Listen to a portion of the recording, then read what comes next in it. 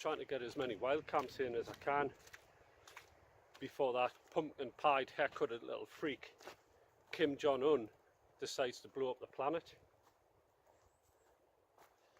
So that's me rant over with. Thought I'd start off with a rant. We're in Thrunton Woods. Thrunton Woods, the return. For those of you that didn't see me first, disastrous wild camp in Thrunton. I nearly chopped my finger off and had to drive myself to casualty. So it's like returning to the scene of a crime actually. So let's keep our fingers crossed just in case anything else happens or not to happen.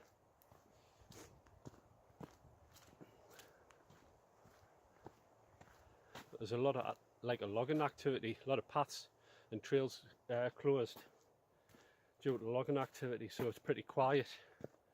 So I don't know whether that's a good thing or a bad thing. So I didn't want me sort of like camp getting infiltrated by bulldozers and logging machines in the morning. That should be quite interesting. So anyway, as you can see, I've got me Bergen 120 litre. So I'm going to be hanging around in the trees like a mono testicle, and my hammock on this one. It's been a while since I've had it out actually. My hammock, that is.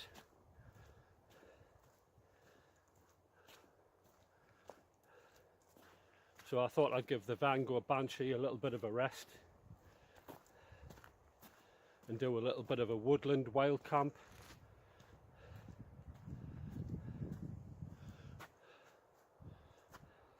So we'll bring you back later on. So now we're on the quest to look for McCartney's Cave.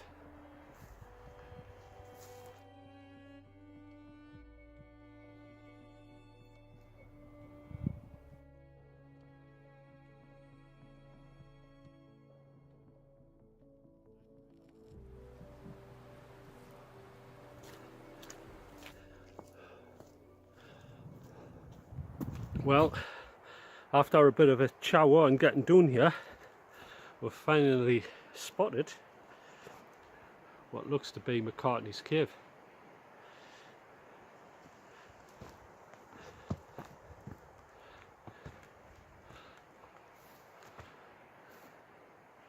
There it is there. It's quite small actually.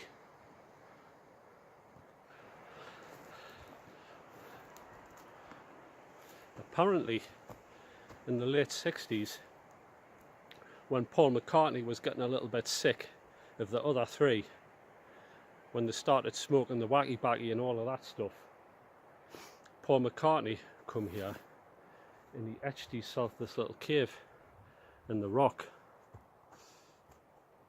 and that's why it's called McCartney's Cave.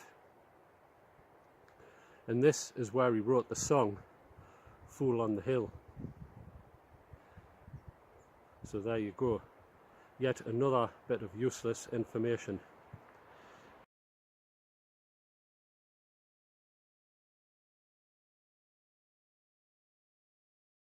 It's quite small and claustrophobic actually. Jesus, it's a bit of a tight squeeze. Ugh.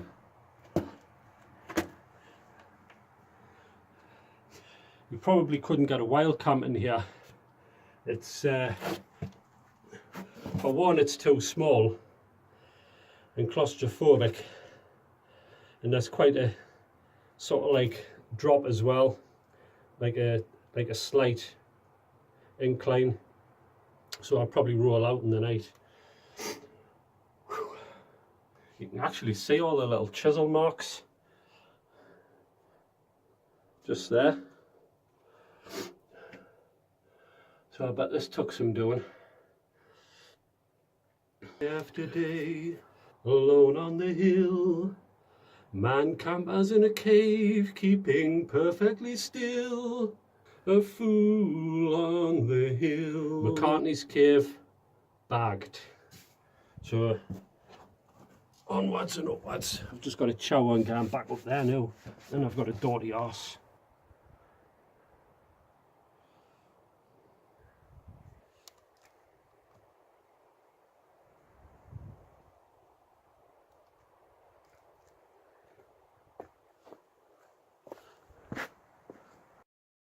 Look what I found. I've just stumbled upon somebody's camp here.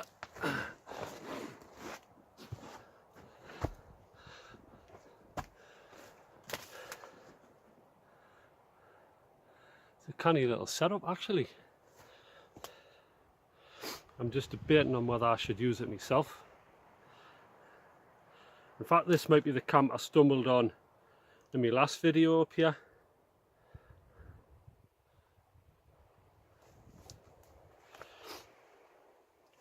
What I might do is, I might set up my hammock somewhere around here and have this as just a little sort of like daytime area. But it's kind of like nice and robust. There's obviously been a few people stopped here.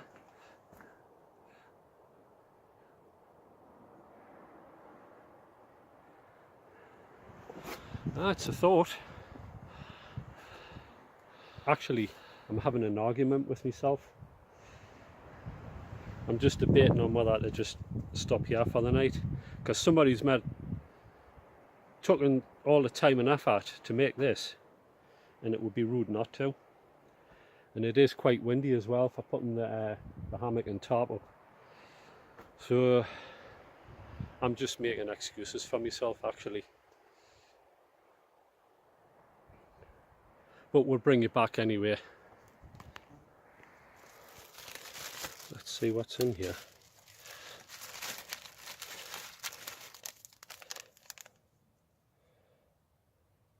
Some coffee there.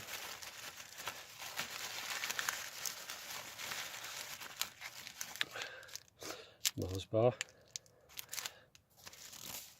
A little note.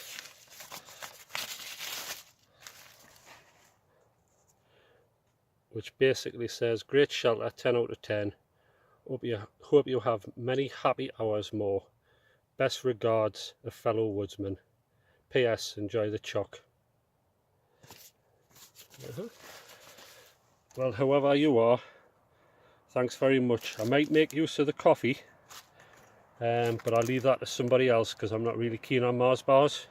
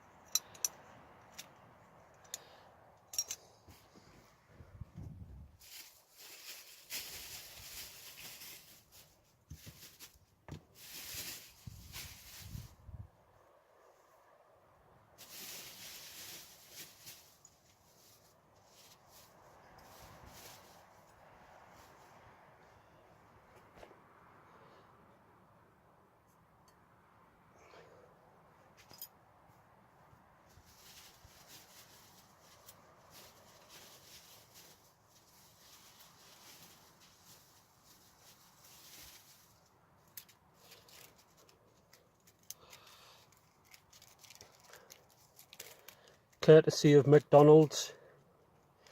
Them little things what you stir your coffee with.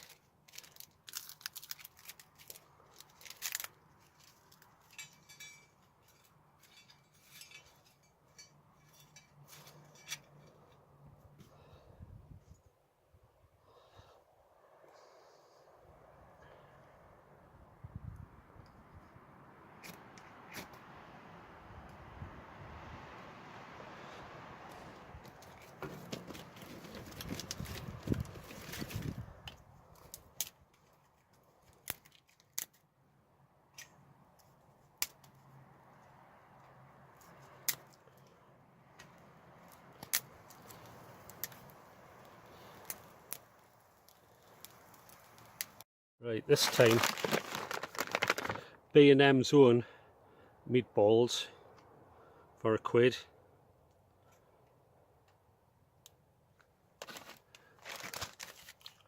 I'm going to stir in some of the sun-dried tomato sauce, Dolmira.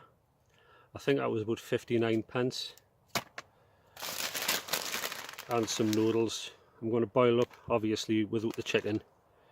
So I'm going to have noodles and meatballs and tomato sauce. Yummy, yummy, for all less than £2.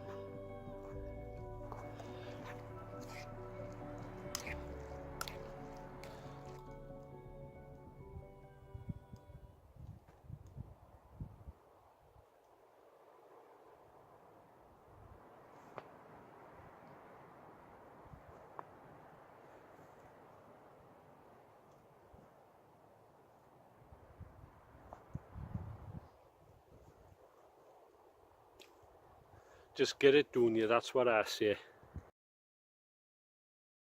Elvis juice, 6.5 on the Richter scale. So, grapefruit infused IPA. I'm going to give it a go.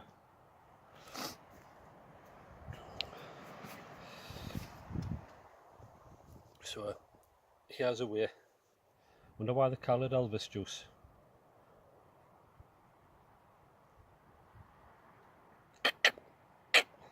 That's the wonder of you. Thank you very much. Oh, I tell you, it's you can definitely taste the grapefruit in there. Like, it's a bit like a B&B in the morning when you get your breakfast, and you got a herd of camels crawling across your tongue after a night out, and you get like a drink of grapefruit. Something like that, really.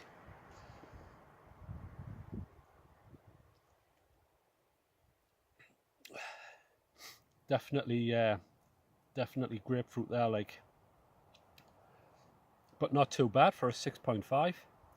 It's not like too overpowering. It's quite refreshing, quite zesty. So try a little bit of Elvis juice. You know it makes sense. That wind's really got up, so I'm probably going to use that camp, which is what it's there for, really. So it saved a little bit of chowing on, I suppose. I feel as if I've robbed you out of a tarp and hammock camp, though. That's the thing. I feel kind of guilty. Only a little bit, only a smidgen. It's really sheltered in here. Bit of verdi turf as well. It's quite expensive stuff, that, as well. I think it's about 20 quid a square metre.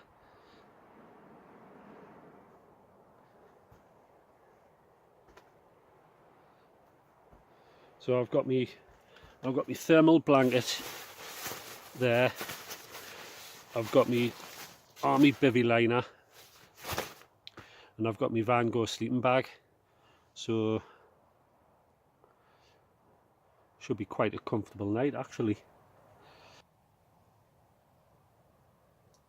Thank you very much.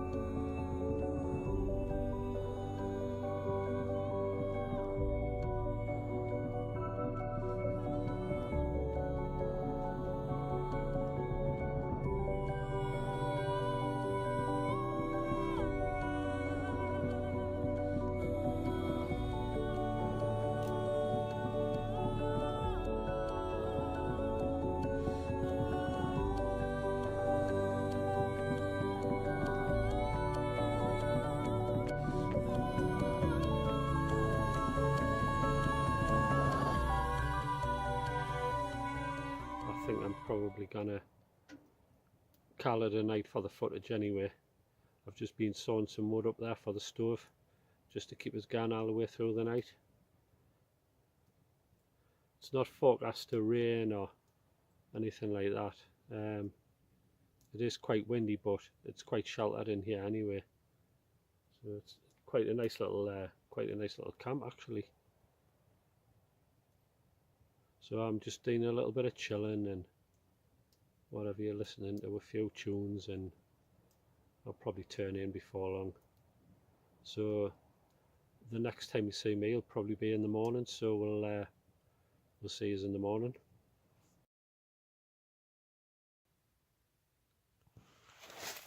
Morning, it's about 8:30. Slept alright, canny night. Never rained, but if it did, I think it would have been dry enough.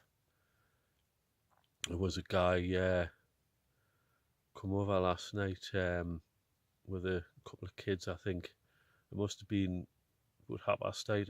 It was dark by then, so I didn't really get a good look at them, but he seemed a little bit disappointed that I had gotten here before him, because I think his intentions were to stop here for the night. So I think he's made camp further up, because I could still hear the kids. So yeah, it was a canny night. So I think I'm gonna get myself sorted out, make a brew, get tidied up, and that'll be me away. So we'll catch you further on.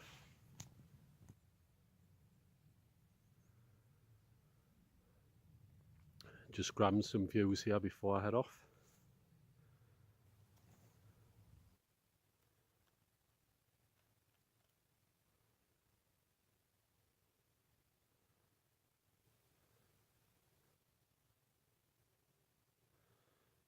Getting up to a rain that close.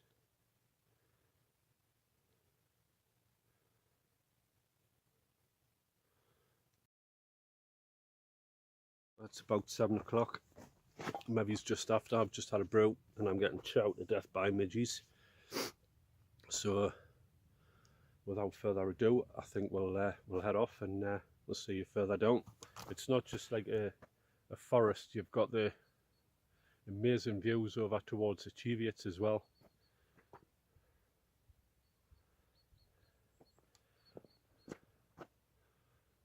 Absolutely stunning.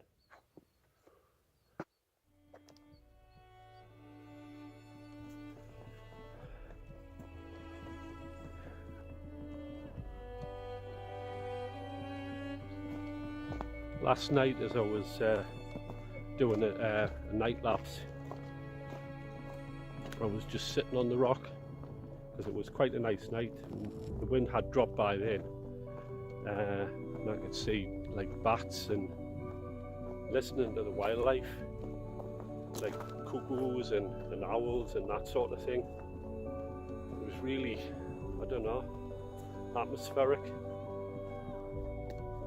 But that's why I love coming out here at places like this, because you just like get it one with nature.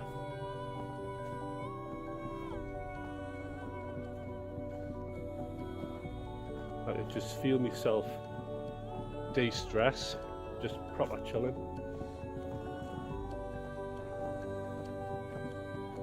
And the views,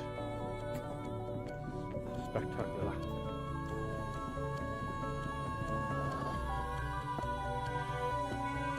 For anybody that's thinking about doing Thrunton Woods as a wild camp or even just a walk, I'd strongly recommend it.